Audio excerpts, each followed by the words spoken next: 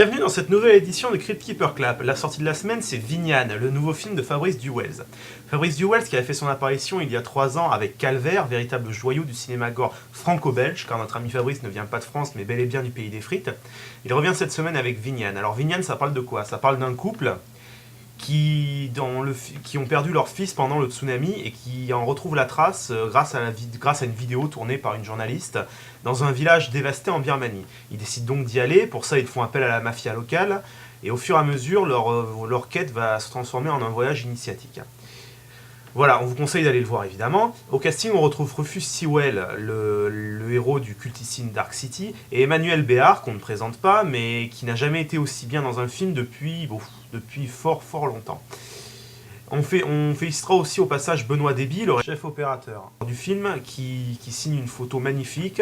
On connaît le boulot qu'il a fait avec Gaspard Noé notamment, et là c'est vraiment magnifique. Voilà. Stop the tape. It's him.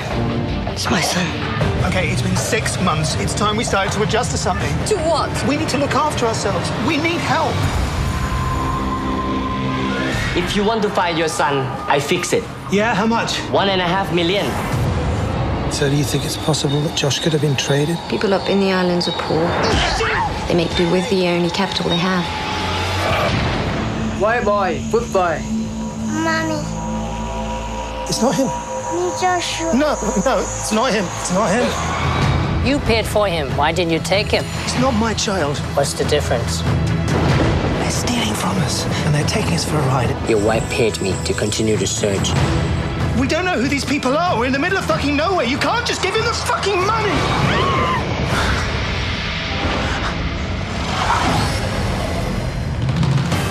When someone dies a bad death, the spirit becomes confused. It becomes angry. It becomes Vignan.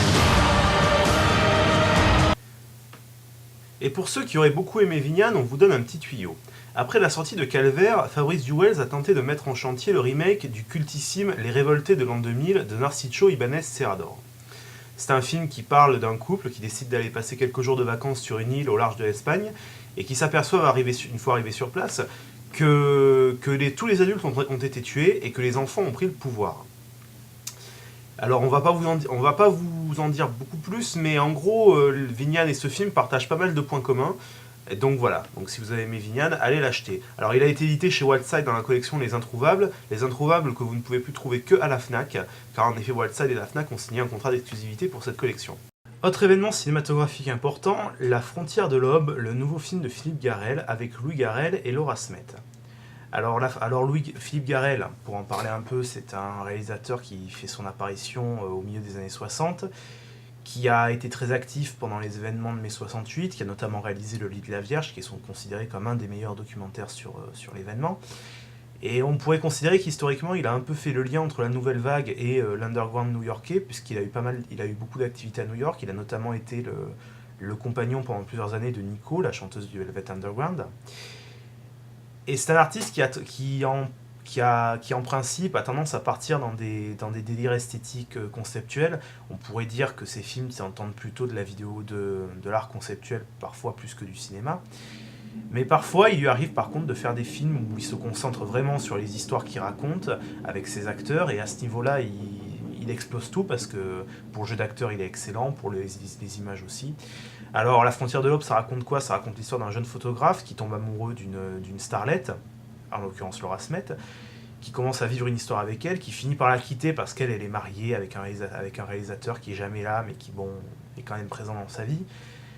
Et quand il la quitte, elle fait une dépression, elle finit par se suicider. Et 1 an plus tard, ce jeune photographe est avec une femme qui tombe enceinte de lui, donc il décide de se marier avec elle, d'avoir cet enfant, de commencer à mener une vie de famille.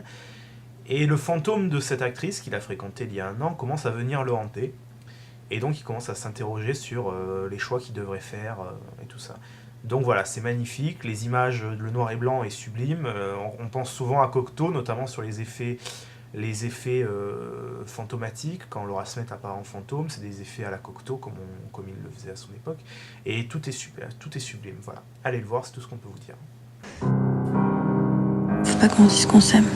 On vit ce qu'on vit et le jour où ce sera fini, pof, disparaîtra comme une bulle qui éclate dans l'air.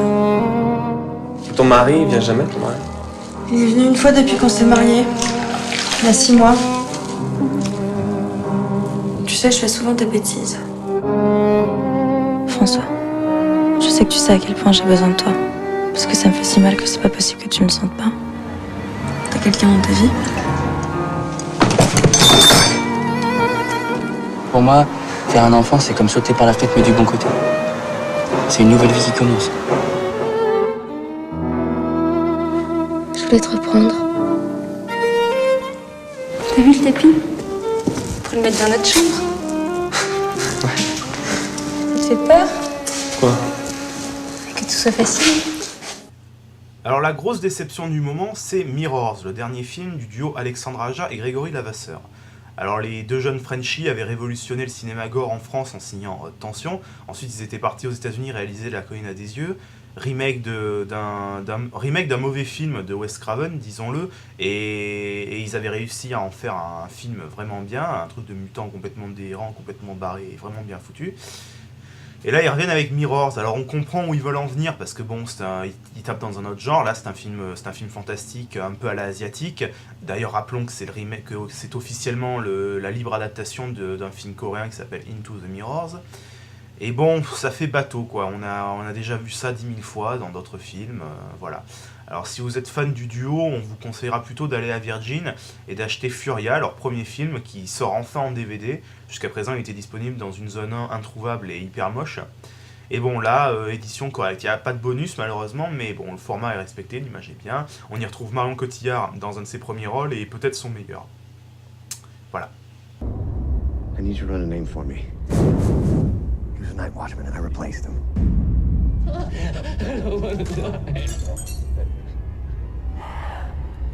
I just need to know how he died. What are you talking about? I'm seeing things. Bad things. I'm not acting scared, but he is. What are you doing? Nothing. I'm not the one looking into the mirrors, but they're looking back at me. There's no one looking back at you through the mirrors.